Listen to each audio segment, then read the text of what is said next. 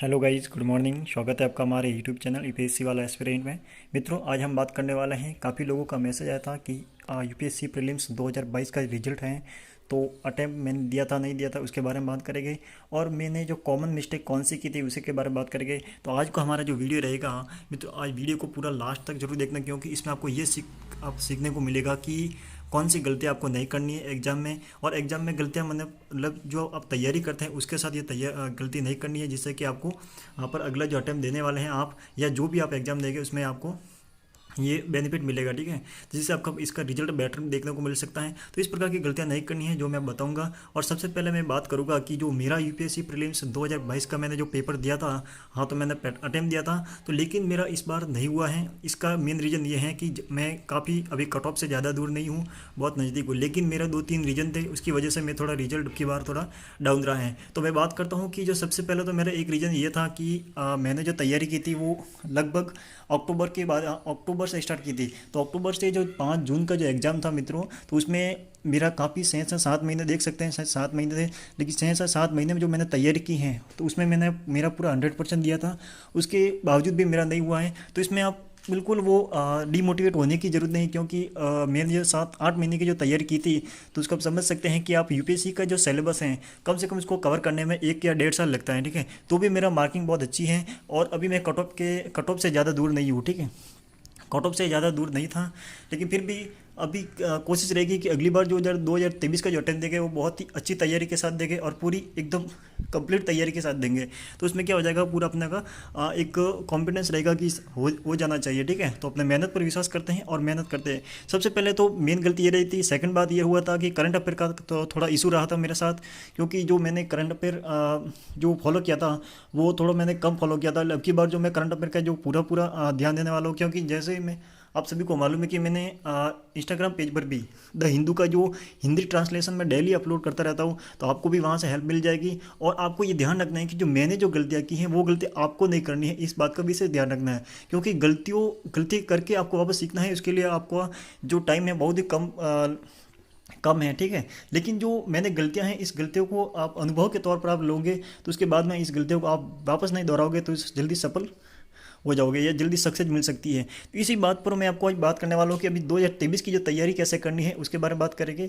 तो सबसे पहला मैं रिजल्ट मैंने बता दिया कि 2022 का मैं कट ऑफ से थोड़ा सा दूर हूँ, तो अब की बार 2023 की जम के तैयारी करेंगे। आप भी मेहनत कर रहे हैं तो साथ करते रहिए, और आपको जिस तरह से मेरी तरफ से जो भी आपको हेल्प मिल रही है वो आपको मैं देता रहूँगा। ठीक है, जैसे कि द हिंदू न्यूज़पेपर है, और मेरे जो आंसर राइटिंग के या फिर मेरे जो नोट्स हैं, जैसे कि एनसीईआरटी के मैंने नोट्स हैं वो मैं टेलीग्राम ग्रुप पर डाल दूंगा, क्योंकि अभी प्रिपेयर हो रहे हैं मेरे नोट्स।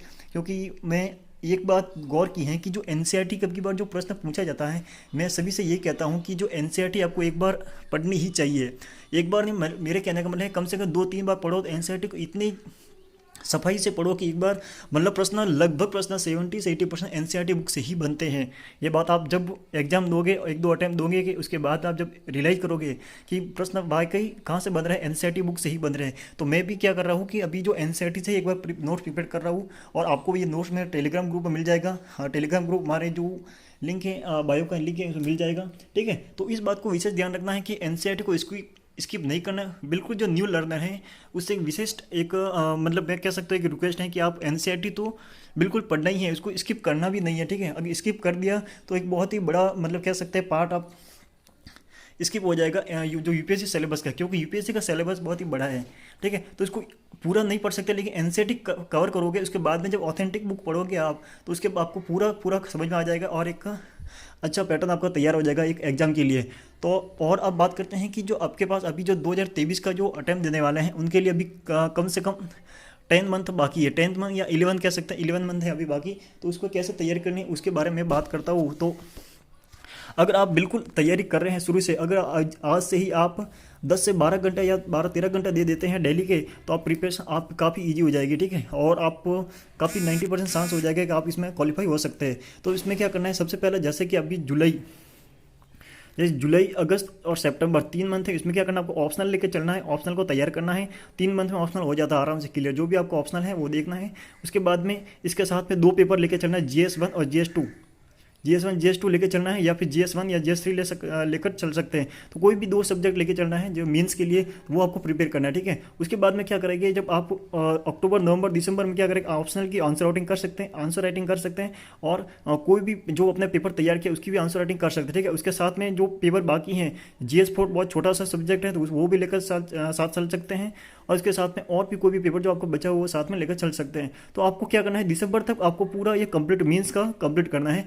उसके बाद में आपके पास जनवरी फरवरी मार्च अप्रैल 4 मंथ में रहते हैं, और मई में आपका एग्जाम है, 28 मई को एग्जाम है। तो क्या करना है, आपको इसमें प्री का पूरा जोरदार तैयारी करनी है, पूरी जम के तैयारी करनी है, और इसी में आपको टेस्ट सीरीज देने हैं, उसी में आपको सब करना है। तो आपको दिसंबर नवंबर तक कंप्लीट आपको हो सके तो नवंबर तक पूरा पूरा ऑप्शनल और GS मेन कवर कर लेना है, ठीक है। अगर आप तैयारी कर सकते हैं, अगर 10 से 12 घंटे डेली दे सकते हैं तब, और नहीं कर सकते हैं तो कोई बात नहीं, आपको धीरे धीरे थोड़ा सा जैसे 7 8 9 घंटे जो आपको टाइम मिलता है उसके अनुसार आप तैयारी कीजिए, और 2024 में जम के तैयारी करके और जम के अटेम्प्ट देना, ठीक है। इस बात की मैं मतलब ऐसे तैयारी करोगे तो आपको थोड़ा आसानी रहेगी और जल्दबाजी भी नहीं रहेगी। 2024 का अटेम्प्ट देने वाले हैं उसके लिए बिल्कुल अच्छा है, क्योंकि अभी से तैयारी शुरू से जब पहले NCERT कवर कर दो, उसके बाद ऑथेंटिक बुक कर दो, फिर ऑप्शनल को साथ में लेकर चलो, फिर GS मेंस के जो 4 पेपर उसको करो, फिर निबंध के हैं उसको करो, तो पूरी एक बार कंप्लीट तैयारी हो जाएगी।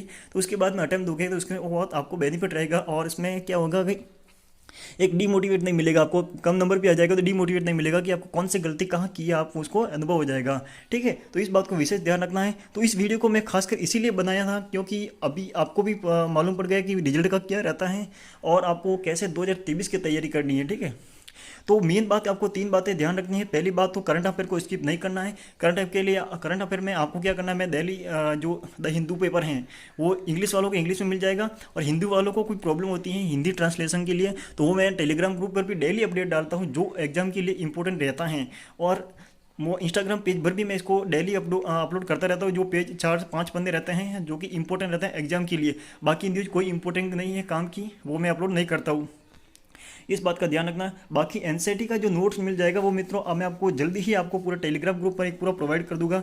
पूरी ये PDF जैसे आपको दिख रहा होगा यहाँ PDF, ये पूरा मैं एक नोट्स, आप शॉर्ट नोट्स तैयार किए हैं तो बिल्कुल घबराने की नहीं। मैं आपको, अगर आपको NCERT पढ़ना ही है लेकिन उसके बावजूद भी मैं क्या करूँगा, इस नोट्स को पूरा आपको मैं टेलीग्राम ग्रुप पर डाल दूंगा जहाँ से आप PDF निकाल सकते हैं और वहाँ से पढ़ सकते हैं, ठीक है। तो आपको भी ये नोट्स पढ़ना है और NCERT को स्किप बिल्कुल नहीं करना है, ये बहुत ही एक सजेशन आपके लिए। और फिर भी स्किप कर देते हैं तो आपकी मर्जी, आपको तैयारी करनी है, आपको फिर कोई बार बार कहने वाला नहीं है, ठीक है।